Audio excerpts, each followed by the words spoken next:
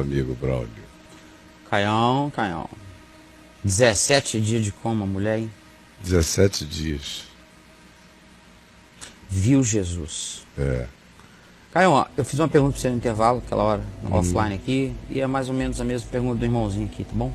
Tá. Ele fala assim: Caião, isso é para todos ou só para os puros de coração? Me ajude a entender, por favor. Jesus disse que são os puros de coração que verão a Deus, né? Sim. Em todos os sentidos. O critério de puro de coração é que é o Que é a chave do negócio. É, porque para uns ser puro de coração é não trair a mulher, é não roubar, pagar os impostos, cuidar bem dos carros, dos cachorros, visitar os pais. Então esse é um bom coração.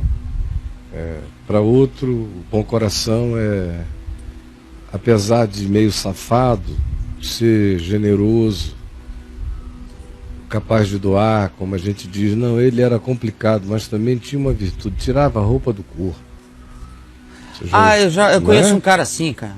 Então todo mundo conhece alguém assim. O cara é muito doido, mas aí faz as coisas dos outros, todo mundo absolve. Então, aí vai, tem 1000 critérios. Tem aquele, o jovem rico achava que ser bom de coração e estar de fato preparado para a vida eterna era o seu cumprimento legalista exterior dos mandamentos da lei de Moisés. E por aí vai. Então, Paulo diz em Romanos 3 que não há nenhum justo, não há nenhum sequer. Ou seja, não há esse indivíduo que, por ser puro de coração, sozinho veja Deus. Porque ninguém é puro de coração de maneira absoluta. Ninguém. Todos nós somos pecadores. Todos pecaram. E todos carecem. Igualmente carecem da glória de Deus. Todos. Não há exceção. Então está todo mundo na mesma necessidade. Agora, Deus estava em Cristo, na história, em Jesus, revelando aos homens o que já estava feito desde antes que houvesse mundo. E o que já estava feito desde antes que houvesse mundo, mas que ninguém sabia?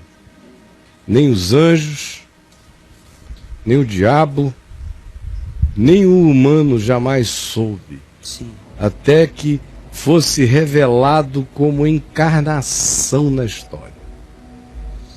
O que não se soube é que antes de criar, Deus morreu pela sua criação. O Cordeiro, que é Deus, foi imolado antes que Deus criasse qualquer universo. Na plenitude dos tempos da história humana, da consciência humana, isso que foi feito na eternidade das eternidades, que era o mistério oculto, como diz Paulo, a anjos, a demônios, a principados e a potestades, e a homens também, nos foi revelado em Cristo Jesus. Nos foi revelado em Cristo Jesus. A saber, que na cruz de Jesus, Deus estava revelando ao mundo o que Deus já fizera por toda a criação, incluindo o homem, antes que houvesse mundo. Ou seja, Deus estava em Cristo, reconciliando consigo o mundo. Essa graça, que João diz que equivale à verdadeira luz, que vindo ao mundo ilumina todo homem, ou como também disse João na sua primeira epístola, que Jesus é o advogado de cada um de nós, e ele é a propiciação pelos nossos pecados, nós que temos consciência disso e usufruímos esse benefício pela fé e com consciência, mas não somente ele é a propiciação pelos nossos próprios, mas ainda modelos do mundo inteiro. E olha o que o apóstolo Paulo diz escrevendo a Tito, quando ele fala de Jesus, dizendo que Jesus, Deus nosso Salvador, Salvador de todos os homens, especialmente dos fiéis, especialmente dos que têm consciência, especialmente daqueles para quem a informação já foi usufruída como benefício existencial na vida e que andaram com essa consciência e nessa segurança liberta neste mundo. Então, voltando aqui ao nosso amigo, mesmo o indivíduo, não, antes de dizer mesmo o indivíduo, eu que conheço a informação, isso, sou justificado pela fé quando eu, em ouvindo, entendi, discerni, compreendi com o meu espírito o significado do Evangelho e fui iluminado pela graça e no meu coração surgiu uma fé que também disse, sabemos, eu creio, eu entendi.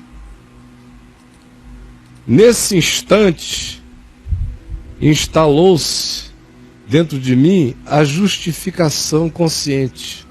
Ou seja, eu passei a poder dizer conscientemente, justificados, pois, porque eu sei que Cristo morreu e ressuscitou para minha justificação, como diz Hebreus, Romanos no final do capítulo 4, e inicia o capítulo 5 dizendo que, porque a gente sabe disso, de que está consumado, crendo nisso, justificados nós somos mediante a fé. E assim temos paz com Deus, por meio de nosso Senhor Jesus Cristo, a esta graça na qual estamos firmes. Isso aconteceu comigo que ouvi, criei e esse benefício se instalou conscientemente.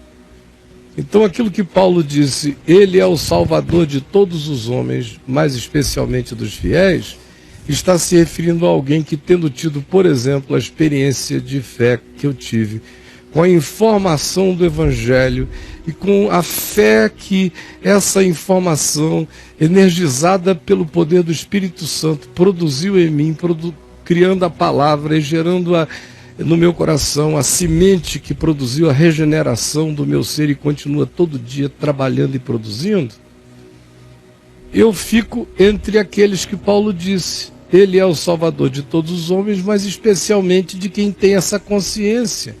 Porque esses já estão vivendo a vida na terra com essa consciência. Agora, tem aqueles que viveram na terra sem saberem disso.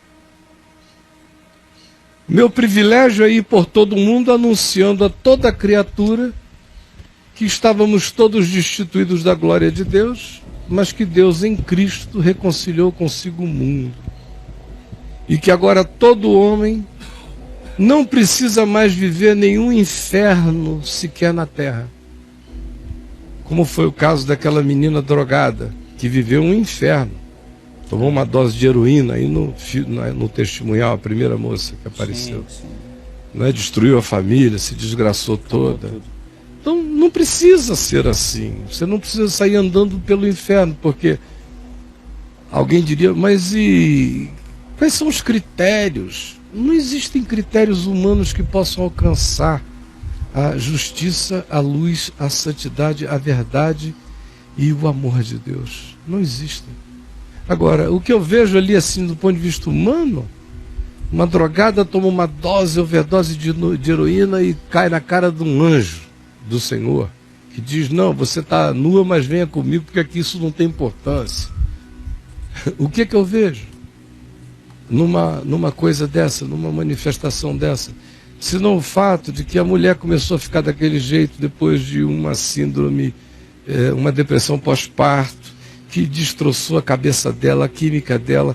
Tudo isso é levado em consideração, todas as coisas são ponderadas, não é uma reguinha humana que diz passou, não passou, senão não seria conforme a multiforme graça, justiça, verdade, bondade e amor de Deus, que leva em consideração todos os elementos que o indivíduo teve, não teve, soube, não soube, pôde, não pôde, cada um conforme o que cada um podia, cada um conforme a luz que recebeu, cada um conforme o entendimento que realmente teve.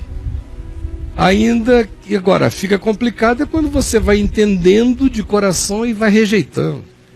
Quando você vai tendo todas as chances da luz e diz não, e fecha os olhos para ela, e vai ficando cada vez mais deliberadamente antagônico. De modo que no fim, brother, o que interessa é só uma coisa: o céu existe, o inferno existe. O que as pessoas têm que parar de ficar é com a mania de querer entender quem foi para que lado dessa história. E cada um olhar apenas para o seu próprio coração. Todo mundo quer saber isso. E viver diante de Deus a realidade do amor de Deus na sua vida todos os dias. Porque nos foge a compreensão o que está nos segredos dos corações. Como diz Paulo em Romanos, no capítulo 2, no verso 16, que ele diz: então chegará aquele dia em que Deus abrirá os segredos dos corações humanos. Ora, se são segredos é porque vai ser um dia de susto. Sim. De susto, não é um dia óbvio. É de susto. E provavelmente os crentes sejam os mais assustados naquele dia, conforme Jesus nos ensinou que seria. Quando vocês virem muitos publicanos, meretrizes, pecadores e gente vindo do norte, do sul, do oriente, do ocidente, entrando no banquete da graça, e vocês que se jactavam de certezas tão legalistas e impiedosas, que eram capazes de botar alguém no inferno pelo próprio olhar de vocês, ficarão de fora. Então, a advertência de Jesus é essa: olhe para o seu coração. Não se engane com as aparências nem com as fachadas, não é dos outros não, é com a sua. Se enxergue. E a pureza de coração não vai decorrer do fato do indivíduo ficar tão bom, tão bom, tão bom, tão puro, tão puro, tão puro, que deixe de ser pecador. Isso não existe. Isso não existe. Não, nós somos e fomos justificados pela fé em Jesus. Os que sabemos aproveitamos da consciência do benefício. Os que ainda não souberam vão saber. Porque todos os que não souberam, em sabendo, é aquilo que o último rapaz lá do Iraque falou: não tinha como não crer. O cara fica diante de uma manifestação tão esmagadora que não tem como. Que é o que eu digo muitas vezes. O cara, para querer, diante daquela revelação, ir para o inferno, escolheu o caminho das trevas, é porque ele se endiabrou demais mesmo. No ser, do contrário, ele: era isso que eu queria. Eu não quero mais voltar. Mas há quem encontrei queira, o meu lar. Hã? Há quem queira escolher o caminho do inferno. Há quem queira. Há quem queira. Aos milhões, infelizmente. Há quem, encontrando o amor, prefira o ódio. Há quem, encontrando perdão, prefira vingança. Há quem, encontrando misericórdia, prefira inflexibilidade. Há quem, encontrando graça, prefira culpa. Há quem, encontrando genuinamente a Deus, ainda prefere negociações com o diabo. Isso é inescapável como realidade, como fato a ser afirmado. De modo que quando eu digo o que digo aqui, eu não estou subtraindo nada do Evangelho. E nem estou acrescentando nada ao Evangelho. Eu só estou pedindo que as pessoas tentem olhar para a eternidade com os olhos de Jesus no Evangelho, onde a primeira certeza que nos vem é que as ordens estão invertidas.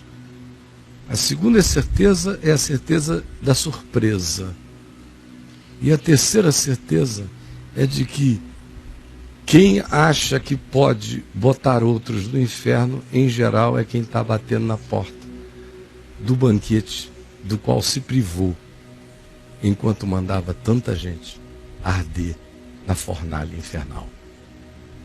E aí, Braulio? Caio, não seria um paradoxo, então,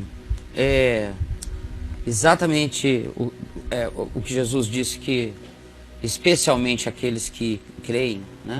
Jesus disse... Esses aí andam numa segurança consciente. Numa segurança. Então, assim, não seria um paradoxo essa frase de Jesus em cima... Não, exatamente, de Paulo, essa frase é de Paulo. De Paulo, perdão. E essa frase de Paulo e a surpresa exatamente do crente, que é aquele que conhece a palavra. Surpresa dele no sentido de que ele se acha aquele super fiel. Porque ele conhece a palavra. Aí ele já entrou num processo de arrogância. Porque os fiéis, segundo Paulo, são aqueles que, estando em pé, cuidam para que não caiam. São aqueles que não julgam os irmãos porque sabem que cada um tem um Senhor no céu. São aqueles que não condenam ninguém a coisa nenhuma, porque sabem que essa alçada não é nossa, porque sabem que todo espírito de condenação já está associado às trevas, ao diabo. Então os fiéis são esses que andam segundo o Evangelho, não segundo a jactância ortodoxa da religião ou do conhecimento doutrinário.